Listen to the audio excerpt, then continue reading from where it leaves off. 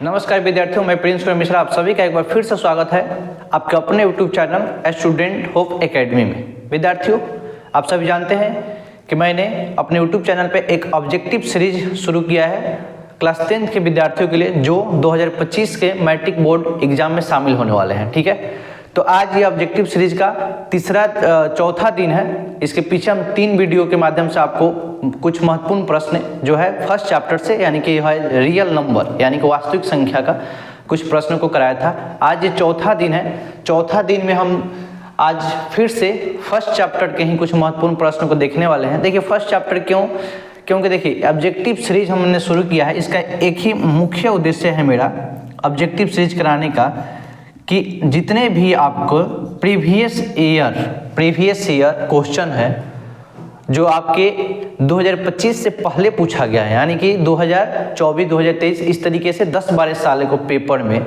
जितने भी chapter wise objective पूछा गया है, मतलब फर्स्ट चैप्टर से जो भी सवाल पूछा गया, सेकंड चैप्टर से जो भी सवाल पूछा गया, मेरा मुख्य उद्देश्य है कि उस सारे सवालों को कराना। ठीक है, मैं उस सारे सवालों को कराऊंगा जिससे आपके बोर्ड एग्जाम में बहुत हेल्प मिलेगा। ठीक है, तो आज मैं फर्स्ट चैप्टर से ही कुछ प्रश्नों को लेकर आया हूं। तो चलिए देखते हैं सवाल क्या है और सवाल को हम लोग बनाने का प्रयास करते हैं। देखिए, पहला सवाल है कि दो संख्याओं का मौसा अगर हमको दिया है 27, लौसा है 162, उनमें से एक संख्या हमको दिया है 54, तो हमको क्या ज्ञात करना है? दूसरी संख्या ज्ञात करना है। बताना है कि बताइए, लौसा दिया है दो संख्याओं का, लौसा दिया है, मौसा दिया है, एक संख्या हमको दिया है, तो बताइए दूसरी संख्या क्या होगा। सवाल में सिर्फ इतना ही पूछा जा रहा है हमसे। देखिए, तो हम बनाएंगे। देखिए, सवाल में हमको क्या क्या दिया है, पहले हम ये लिखेंगे। लौसा जो हमको दिया गया है, लौसा दिया गया है 162। मौसा हमको दिया गया है, मौसा जो ये दिया गया है 27। इसमें पहली संख्या हमको दिया गया है, पहली संख्या 54। पहली संख्या 54। हमको क्या बात करना है कि आप बताइए दूसरी संख्या क्या होगा। हमसे सवाल में पूछा जा रही कि बताइए कि दूसरी संख्या क्या होगा। तो दूसरी संख्या बराबर मौसा गुने क्या, मौसा गुने लौसा, मौसा गुने लौसा। ठीक है, बट्टा पहली संख्या। ये एक फार्मूला है। अगर आप थ्योरी क्लास पढ़े होंगे, बेसिक अच्छे से पढ़े होंगे, ठीक है, फर्स्ट चैप्टर को, तो आपको ये सूत्र मिला होगा। ठीक है, नहीं मिला तो जान लीजिए, दूसरी संख्या बराबर मौसा गुना लौसा बटा पहली संख्या। ठीक है, तो देखिए हमको क्या दिया है। मौसा हमको दिया है 27, लौसा हमको क्या दिया है 162, पहली संख्या हमको क्या दिया है 54। हम जानते हैं कि 27 2 जा 54 कट जाएगा। ऊपर हमारे पास बचा गया है 162, नीचे बचा हमारे पास 2। अब इसको अगर हम विभाजित करते किया जाएगा हमारे पास 81। ऐसे में हमारा जो दूसरी संख्या है वो कौन सा होगा, 81।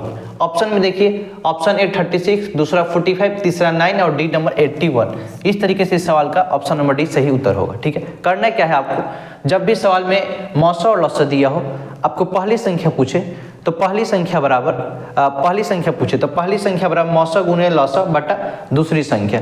अगर आपको पहली संख्या दिया है, दूसरी संख्या पूछ रहा है, तो मौसा गुने लौसा बटा पहली संख्या। आप इस सूत्र को याद कर लीजिए और इस तरीके टाइप के सवाल को ये सूत्र लगाकर आप आसानी से सॉल्व कर सकते हैं। ठीक है, दूसरा सवाल देखिए। दूसरा सवाल है कि संख्याएं 12, 15 और 21 का मौसा क्या होगा। संख्याएं 12, 15 और 21 का मौसा क्या होगा। तो हमको बताना है कि हमें 3 संख्या दिया गया है। पहला दिया गया है 12, दूसरा दिया गया है 15, तीसरा दिया गया है 21। हमको बताना है कि बताइए इसका हाईएस्ट कॉमन फैक्टर क्या होगा, यानी मौसा क्या होगा। तो देखिए, जब हमको मौसा पूछे, एक या एक से अधिक संख्या होगा, 2 या 2 से अधिक संख्या होगा, तो हमको क्या करना, उस संख्याओं का पहले फैक्टर कर लेना है। देखिए, तो अगर हम 12 को 2 से विभाजित करेंगे तो हमको मिलेगा 6 को अगर हम 2 से विभाजित करेंगे हमको मिलेगा 3, 2 दूना 4 3 12 हो गया। ठीक है, आगे समझिए 15 को अगर हम 3 से विभाजित करेंगे तो मिलेगा हमको 5। ठीक है, 21 को अगर हम 3 से विभाजित करेंगे ये मिलेगा हमको 7। क्या मिलेगा, 7। इसके बाद विभाजित नहीं हुआ। मौसा क्या होता है, हाईएस्ट कॉमन फैक्टर, यानी कि जो जितने भी संख्याओं का हमको मौसा ज्ञात करना, हम देखते हैं कि उसके गुणनखंड में कौन कौन से संख्याएं जो उभयनिष्ठ है यानी कि कॉमन है। तो आप देखिए 12, 15 और 21 के अभाज्य गुणनखंड में, यहाँ पे फैक्टर में गुणनखंडों में हमें एक ही संख्या कॉमन मिल रहा है जो कि है 3। क्या है? 3।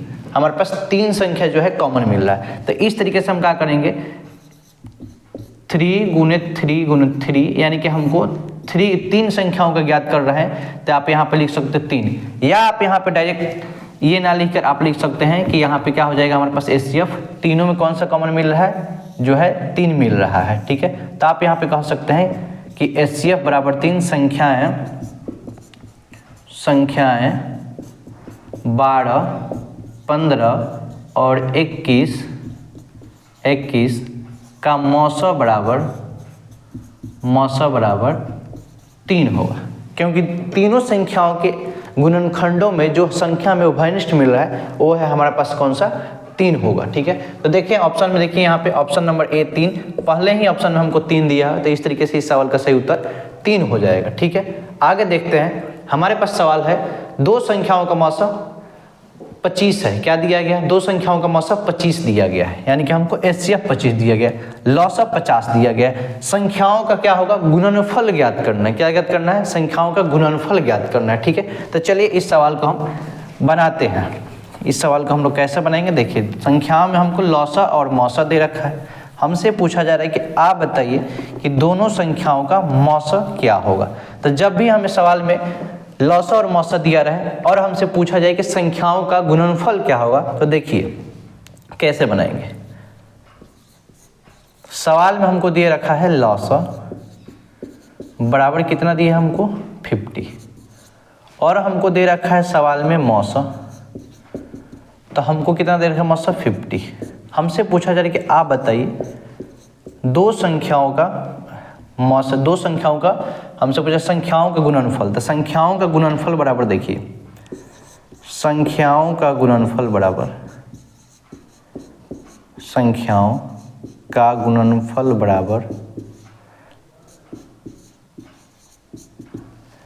संख्याओं का मौसा